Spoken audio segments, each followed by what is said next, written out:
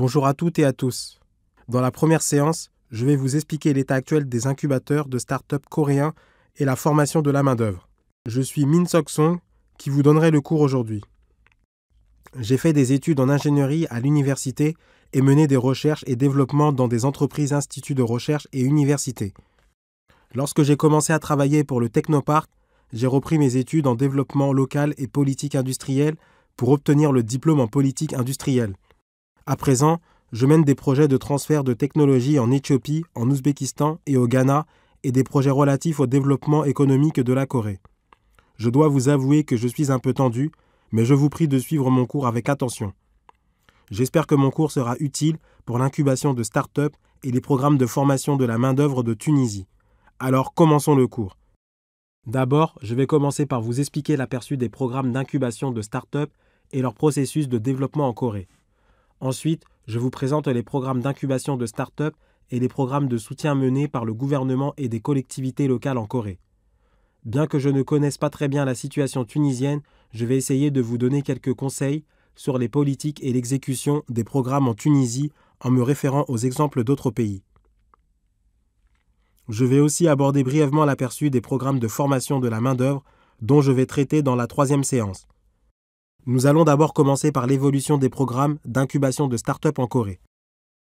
Ce qui est le plus important ici, c'est la définition de l'incubation de start-up. La plupart des start-up sont toujours des start-up de technologie.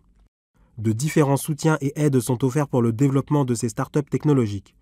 Tout d'abord, il y a le système d'incubation de start-up très basique qui consiste à offrir des infrastructures et des lieux de start-up et aux futurs entrepreneurs. Je vais préciser après, mais en Corée, nous menons le programme d'incubation en 5 phases. Cela peut servir de référence au programme tunisien. Quels sont les éléments nécessaires aux start-up technologiques ? En général, les start-up n'ont pas suffisamment de fonds, de main-d'œuvre ou de technologie. Sur le plan technologique, elles peuvent mener une recherche et développement conjointe avec des experts d'universités ou d'instituts de recherche grâce à ce programme.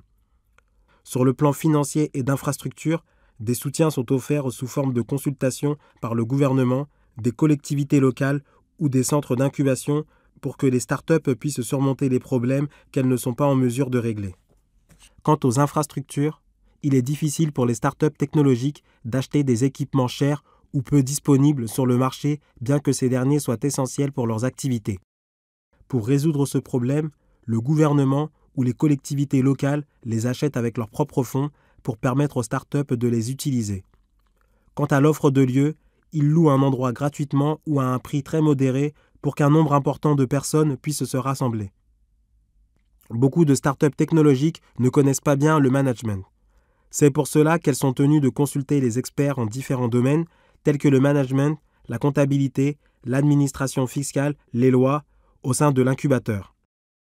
En résumé, il s'agit d'un soutien global pour le développement d'une startup. C'est aussi la définition de l'incubation globale de start-up.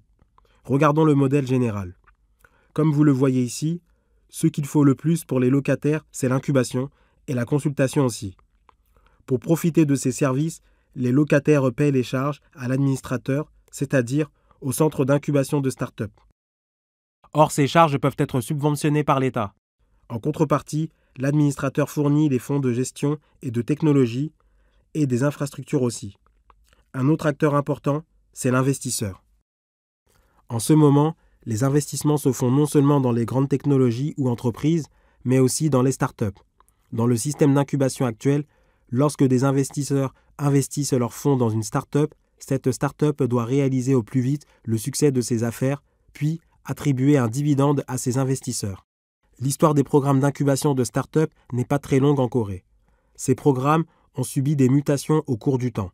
On peut dire que la Corée a vécu une transition de l'ère des sociétés de capital risque vers celle des startups après la crise monétaire asiatique de 1997. Les programmes d'incubation de startup sont donc les programmes qui répondent le mieux aux besoins de cette ère des startups. Dans ces premières étapes, l'incubation de startup consiste principalement à offrir des lieux de fondation d'entreprises, à aider la fabrication de prototypes et à attirer des investissements. Un conseil en la matière a été créé dans les années 90. Le conseil a élaboré un plan relatif à l'établissement et à la gestion des incubateurs de start-up. Je vous ai déjà expliqué qu'au début, la plupart des startups étaient spécialisées dans les technologies. Le projet TBI, un projet de soutien aux startups de nouvelles technologies lancé en 1991, a été exécuté pour la première fois cette année. Ce projet consiste à financer près de 100 millions de won à une startup dotée de compétences technologiques qui va, par la suite, réaliser des succès puis rendre ses profits à l'État. Le projet a eu un grand succès.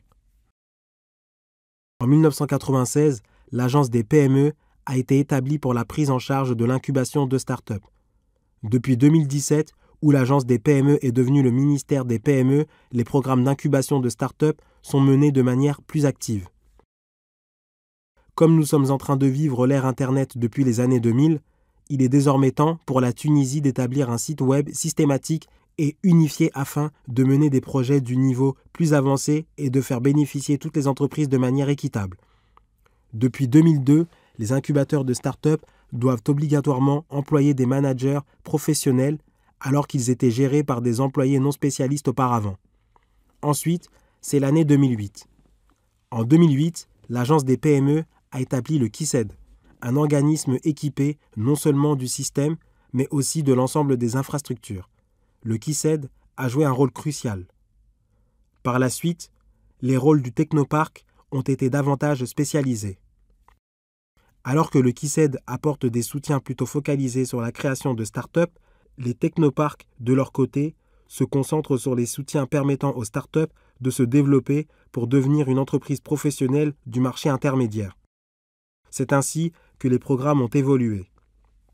La première leçon à tirer, c'est qu'il faut préciser l'acteur de la gestion. Deuxièmement, il faut employer un manager professionnel spécialisé dans l'incubation. Troisièmement, il faut unifier le système. C'est ce que vous devez bien retenir. En Corée, il existe beaucoup de sites web destinés aux startups. Par exemple, il y a des sites web du ministère des PME et des startups du KICED ou du COSME qui fournissent différentes informations. Ces exemples étrangers peuvent servir de référence pour établir le système tunisien. Ce schéma explique parfaitement tout ce qui concerne les fondateurs de start-up. Pour que les gens décident de créer une start-up, il faut qu'il y ait un environnement favorable aux start-up. Il faut aussi assurer le financement et le respect des droits de propriété intellectuelle pour protéger les technologies. Tout cela doit être appuyé par les politiques gouvernementales. Alors, qui utilise ces facteurs pour montrer sa propre start-up ? Ce sont surtout des chercheurs d'universités ou d'instituts qui le font en utilisant les technologies de qualité de leur université ou institut. Au niveau des entreprises aussi, de plus en plus de start-up spin-off sont créés pour le lancement sur le marché des projets qui n'ont pas encore été commercialisés. En haut à gauche du schéma, nous voyons les problèmes rencontrés par les fondateurs au début de la création de leur start-up. La concurrence est intense. Cela s'explique principalement par quelques raisons telles que le manque de compétitivité technologique et d'innovation, les difficultés rencontrées dans la production, l'absence du marketing. C'est contre ces difficultés que les incubateurs de start-up viennent en aide. Il existe de différents acteurs de la gestion de l'incubateur comme l'organisme public ou non lucratif, mais c'est l'université qui est l'acteur principal. Depuis récemment, le secteur privé y contribue de plus en plus pour aider les startups. Il existe 9 catégories de soutien offerts aux startups, mais la Tunisie peut commencer par des soutiens réalisables en tenant compte du contexte tunisien.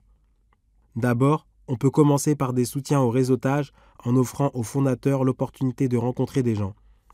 On peut aussi apporter des soutiens sous forme de consultation, de prêt de matériel, de prêt d'espace de bureau ou d'expérimentation. Le soutien le plus important serait de leur proposer un frais d'incubation raisonnable. L'attraction des investisseurs, le financement et le service de partage des infrastructures physiques seraient aussi des soutiens à apporter. Le premier effet attendu serait sans doute le développement des entreprises prometteuses, car ces dernières seraient capables de créer des emplois et des revenus. En Corée, on divise l'évolution des incubateurs de start-up en 5 générations. La première génération constitue la phase la plus passive dans laquelle le lieu pour la fondation ou les services de partage sont offerts. Dans la deuxième génération s'ajoutent des soutiens plus actifs tels que le réseautage, le marketing et la promotion. L'attraction d'investissement est supplémentairement ajoutée dans la troisième génération. Je pense que la Tunisie serait dans la 3e génération. Les investissements ne seraient pas encore dynamisés étant donné qu'il s'agit d'un sujet plutôt délicat. Lorsqu'on se développe jusqu'à la 5e génération, les startups peuvent bénéficier du soutien à l'implantation à l'étranger, du service de virtualisation et de la spécialisation dans certaines industries. À mon avis, la Corée est actuellement dans la génération 4,5. Les points essentiels de la 4e génération étant la diversité de programmes et le soutien au partenariat entre les entreprises, nous pouvons dire avec sûreté que la Corée a déjà au-delà de la 4e génération. Or, comme les soutiens à l'implantation à l'étranger ne sont pas suffisants, je pourrais vous dire que la Corée est dans la génération 4,5. Lorsqu'on dépasse la 3e génération, on peut construire une plateforme sur laquelle on peut apporter de différents soutiens de manière efficace, même hors ligne. Il est donc important d'établir la plateforme en passant vite de la 3e génération à la 4e. Ensuite, c'est le système de gestion des incubateurs de start-up. Certes, les politiques de la gestion concernant la sélection et l'accomplissement du séjour des locataires et l'évaluation de leurs performances. Mais l'incubation doit surtout prendre en compte les besoins des start-up pour que les soutiens apportés y correspondent. Les points importants dans la gestion de l'incubateur sont l'installation et l'incubation des start-up. Mais ce qui est encore plus important, c'est le suivi des start-up ayant déjà accompli leur séjour. Il faut donc établir un programme de soutien et de suivi de ces startups en collaboration avec d'autres institutions. Il est aussi important de savoir demander des soutiens au gouvernement en cas de besoin. Un incubateur est en général composé des effectifs chargés de la gestion professionnelle, du directeur général, du manager et du conseil de gestion. Les rôles du manager spécialisé dans l'incubation sont cruciaux. Avec l'ancienneté, les managers arrivent à accumuler les savoir-faire et à construire leur propre réseautage. Ce sont ces savoir-faire que les managers doivent transmettre aux startups locataires. Pour fournir les services dans lesquels les incubateurs ne sont pas spécialisés, on pourrait envisager de créer un corps de consultation composé des experts externes tels que les avocats en droit des brevets, les comptables fiscaux, les experts comptables agréés, les avocats, les PDG. Dans la 2e partie, je vais vous présenter les programmes d'incubation et les programmes de soutien. Lorsqu'on crée une start-up, on est souvent dans une situation difficile puisqu'on est sur le marché réel. Pour créer ces startups, nous avons en Corée un programme dit Pre-Startup Package, destiné aux futurs entrepreneurs dotés d'une idée de commercialisation ou d'une technologie concrète mais n'ayant pas encore fondé leurs propres entreprises. En 2022, le montant du financement réalisé par ce programme a atteint environ 100 milliards de won, dont le nombre de bénéficiaires s'élève à près de 1500. En général, le programme est annoncé en mars, puis exécuté en mai. Dans ce programme, les bénéficiaires doivent terminer l'inscription au registre des entreprises et la préparation de la fondation de leur start-up pendant la période d'incubation et de soutien. Leurs start-up doivent être fondées fin octobre ou début novembre avant la fin de l'accord. Ils doivent aussi remettre le certificat d'inscription au registre des entreprises. Ce sont des choses très importantes à retenir avant de fonder une start-up. Mais ce qui est encore plus important, c'est le réseautage et la formation sur la start-up. La formation sur la start-up est une formation préalable qui consiste à renforcer les capacités, à faire choisir le modèle d'affaires adéquat, à apprendre le travail pratique utile pour la gestion d'une start-up, à opter pour des stratégies de marketing adéquates, à faire comprendre la position de mes technologies sur le marché et à faire mener les études de marché. Ce sont les soutiens offerts dans le Pre-Startup Package. Ensuite, nous avons un programme dit Initial Startup Package. Ce programme est destiné aux startups âgées d'1 à 3 ans. Chaque année, près de 1000 startups en bénéficient. Comme dans le cas précédent, le programme est annoncé en mars et exécuté en mai de chaque année. Après s'être engagés dans le programme, les participants sont obligés de lancer un produit sur le marché. Pour cette raison, le programme comprend la phase d'évaluation du produit sur le marché pour permettre aux participants de préparer au maximum tout ce qu'il faut avant le lancement sur le marché. Les participants peuvent bénéficier du soutien au marketing tel que la fabrication du matériel promotionnel ou la publicité. Ils peuvent aussi bénéficier des soutiens à la certification et à la protection des droits de propriété intellectuelle de leurs produits. À l'âge de 3 à 7 ans, les entreprises ont tendance à prendre leur essor. Ce sont ces entreprises que cible le Jump Startup Package. Alors que le montant de financement aux 2 programmes précédents ne dépassait pas 100 millions de won, Celui de ce programme s'élève jusqu'à 300 millions de won, surtout pour des entreprises très potentielles. Pour l'augmentation des chiffres d'affaires, le financement est surtout investi dans la participation à des expositions à l'étranger, le marketing, la mise à niveau du produit. De plus, les entreprises peuvent demander un financement supplémentaire de 100 millions de won au maximum en formulant leur demande. J'aimerais souligner encore une fois que le manager d'incubation joue un rôle crucial. Les managers s'occupent des startups depuis l'installation jusqu'à la fin du séjour de celles-ci. Ils sont tenus d'accompagner les startups de tout près en les considérant comme leurs véritables partenaires d'affaires. Pour cette raison, les managers d'incubation sont sélectionnés par le concours. Ils se font souvent recruter par des incubateurs ou instituts affiliés aux organismes gouvernementaux ou des cabinets de conseil. Comme vous pouvez le constater en bas de la diapositive, il y a le concours de qualification. La note maximale de chaque épreuve est de 100. Et il faut obtenir au moins 60 sur 100 en moyenne pour être admis. Le concours est composé de 4 épreuves, dont la notion de la start-up, la pratique de la start-up, l'incubation de la start-up et la croissance de la start-up.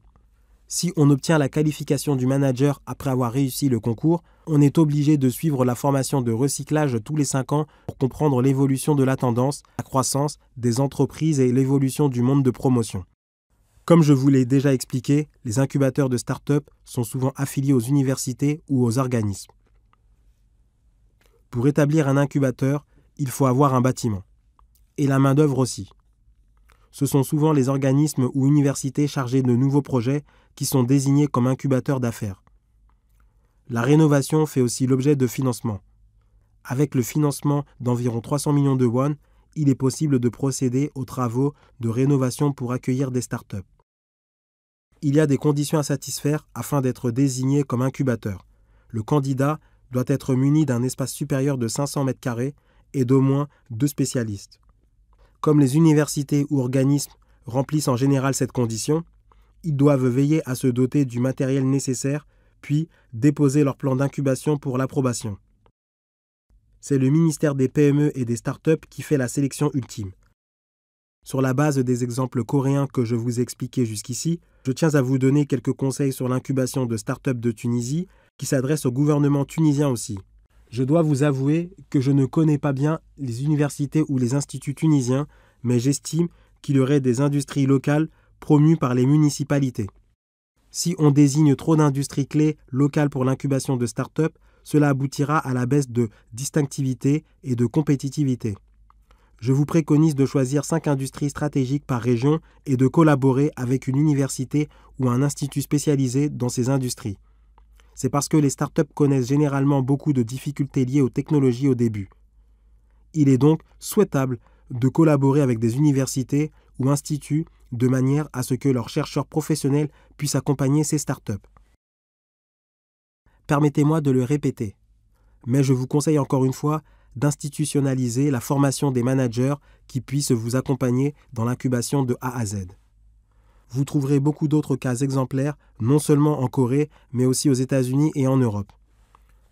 En vous référant à ces exemples étrangers, vous pourrez apprendre leur savoir-faire sur la gestion de l'incubateur et les appliquer chez vous en tenant compte du contexte tunisien. En phase initiale, il est préconisé de mener ce genre de programme sous la direction du gouvernement plutôt que par le secteur privé. En phase initiale, le gouvernement doit établir au plus vite des institutions et des lois pour qu'un environnement favorable aux startups soit mis en place. Alors que d'autres accordent davantage d'attention à des aspects plus larges, je pense qu'il est souhaitable de mélanger les deux. Les entreprises ont des besoins très variés. Bien qu'il soit impossible de satisfaire tous ces besoins variés, il serait important de procéder au plus vite à l'institutionnalisation de l'incubation pour que les incubateurs tunisiens soient compétitifs et particuliers par rapport à ceux d'autres pays. C'est la raison pour laquelle vous devez former les managers spécialisés dans l'incubation pour analyser les startups et découvrir celles qui sont prometteuses. Ce sont les rôles du manager. Ensuite, vous devez établir un organisme chargé de l'incubation afin d'apporter des soutiens adaptés au cycle de développement de chaque startup. En établissant un réseau ouvert, les startups peuvent bénéficier de l'échange technologique, créer le conseil des startups et utiliser conjointement le matériel. En fin de compte, c'est le fonds qui est le plus important pour les startups. Je vous conseille donc de prendre des mesures permettant de dynamiser le financement et les investissements à l'égard des startups. Les programmes de formation de la main-d'œuvre seront abordés de manière détaillée dans la troisième séance, mais j'aimerais bien vous évoquer quelques points importants avant de terminer cette présente séance. Ici, je parle de la main-d'œuvre des entreprises et non pas de celle des universités. Il est important pour une entreprise d'avoir une main-d'œuvre qualifiée pour assurer sa compétitivité. Vous allez probablement vous demander ce que signifient les chiffres 9988 en haut à gauche. En Corée, 99% des entreprises sont des PME. Les grandes entreprises telles que Samsung ou Hyundai ne représentent que 1% des entreprises totales. Le chiffre 88 signifie que 88% des salariés d'entreprise sont employés par les PME. C'est ce que signifient les chiffres 9988. En fait, les grandes entreprises ou les organismes publics sont généralement dotés d'un cursus de formation de qualité. Par contre, c'est rarement le cas des PME qui peinent à augmenter les chiffres d'affaires. Les programmes de formation de la main-d'œuvre coréens visent à accompagner les PME en de telles difficultés par l'intervention du gouvernement. Quand on parle de la main-d'œuvre, nous avons les lycéens en bas, les étudiants d'université, puis les salariés de PME. Les lycéens dont je parle ici sont ceux qui vont au lycée dit Meister, des lycées spécialisés dans les technologies de différentes industries. Les élèves formés dans ces lycées spécialisés se font recruter en tant que personnel industriel qualifié. À l'aide du programme de personnel industriel qualifié, les entreprises peuvent recruter la main-d'œuvre de manière stable. Normalement, les étudiants obtiennent les formations sur le recrutement ou l'emploi en ligne ou au salon de l'emploi. Lorsqu'une entreprise est désignée comme PME spécialisée dans la formation de la main-d'œuvre, dans laquelle les départs d'employés ne sont pas fréquents, elle peut bénéficier de différents avantages. Cette partie sera abordée de manière plus détaillée dans la troisième séance. Les employés de PME ont aussi besoin d'une formation. Ils doivent suivre des formations adaptées à la tendance du marché et les cadres ont davantage besoin des formations. Ces formations sont souvent assurées par les programmes de la COSM et les départements d'université en relation contractuelle avec les PME. De leur côté, les entreprises, elles offrent des avantages à leurs salariés sous forme de fonds dits fonds mutuels pour les jeunes salariés de PME, en collaboration avec le gouvernement pour récompenser les salaires peu élevés payés à leurs salariés. Les programmes de formation de la main-d'œuvre seront abordés de manière détaillée dans la troisième séance. Dans la troisième séance, le mot « adapté » ou « sur mesure » sera récurrent car je parlerai principalement du programme de formation dans les PME et les startups, du programme de la formation de la main-d'œuvre dans les lycées spécialisés, du programme de formation des officiers techniques, des départements d'université en relation contractuelle avec les PME et du programme de formation de la main-d'œuvre technique basé sur la coopération industrie-université. Je parlerai aussi des programmes dont la période de soutien peut être adaptée aux besoins du bénéficiaire, du programme du personnel industriel qualifié et du fonds mutuel pour les jeunes salariés de PME. En bas, vous avez une adresse de site web. C'est le système de gestion web des programmes de soutien. Ce système permet aux entreprises de consulter toutes les informations nécessaires pour trouver des programmes de soutien qui soient adaptés à leurs besoins sans avoir à visiter plusieurs sites web. Le HRDK, Service de développement des ressources humaines de Corée, gère un centre de formation. Pour l'exécution des programmes de la formation de la main-d'œuvre adaptés au contexte local ou industriel, les centres de formation conjointes gérés par l'État ou des universités concluent un accord avec les entreprises ayant besoin de ces programmes. Les entreprises consultent la liste des formations fournies par le centre, puis s'inscrivent à celles qui leur semblent adaptées à leurs besoins. Les formations sont appuyées par le gouvernement et menées dans les locaux d'entreprise ou dans leurs centres de formation. Si les formations voulues ne sont pas disponibles dans les centres de formation, il est possible de demander la formation auprès d'une entreprise privée. Le HRDK intervient de manière à ce que les formations non disponibles dans les centres de formation soient fournies par les partenaires du secteur privé. Nous avons besoin aussi des programmes de formation exécutés à l'initiative du monde industriel. Lorsqu'une entreprise propose une formation sur mesure qu'elle veut, le gouvernement examine cette proposition, puis fournit la formation demandée. Il s'agit donc d'un processus contraire par rapport à celui précédent. Au lieu de suivre un cursus existant, l'entreprise propose au gouvernement un nouveau cursus adapté à ses besoins. Par la suite, le gouvernement fixe le cursus et envoie les conférenciers. En outre, il existe beaucoup d'autres programmes de formation de la main-d'œuvre adaptés au contexte local ou menés dans les départements spécialisés des universités locales. Cette partie sera expliquée de manière plus détaillée dans la troisième séance. En général, la formation de la main-d'œuvre dans les universités est gérée par le ministère de l'Éducation ou le ministère de la Science et des TIC, alors que les programmes sur mesure des entreprises sont examinés par le ministère du Commerce, de l'Industrie et de l'Énergie ou le ministère des PME et des startups. Les programmes adaptés au contexte local sont souvent exécutés par les municipalités locales. C'est parce que les municipalités comprennent mieux le contexte local que l'État. Avez-vous bien apprécié la première séance ? Mon cours était principalement basé sur des exemples coréens, mais vous êtes libre de vous référer aux exemples d'autres pays tant qu'il s'agit de l'institutionnalisation. Je vous conseille de procéder d'abord à une institutionnalisation adaptée aux startups et surtout de former suffisamment de managers spécialisés dans l'incubation. C'est parce que ces managers jouent des rôles très importants. Ils doivent aussi être spécialistes. Ils doivent être plus spécialistes que les entreprises. Pour cela, vous devez les former à travers divers programmes de formation. En phase initiale, il est préconisé d'accueillir ou d'établir de tels centres au sein des universités ou des instituts de recherche, car cela peut y encourager les activités d'entreprise. Ainsi, les universités pourront fournir la main-d'œuvre aux entreprises de manière très naturelle. L'exécution des programmes de formation sur mesure peut constituer une stratégie gagnante-gagnante pour l'entreprise et l'université, car les universités peuvent mener une formation adaptée aux besoins des entreprises qui puisse aider les étudiants à se faire recruter au lieu de se contenter d'une formation théorique.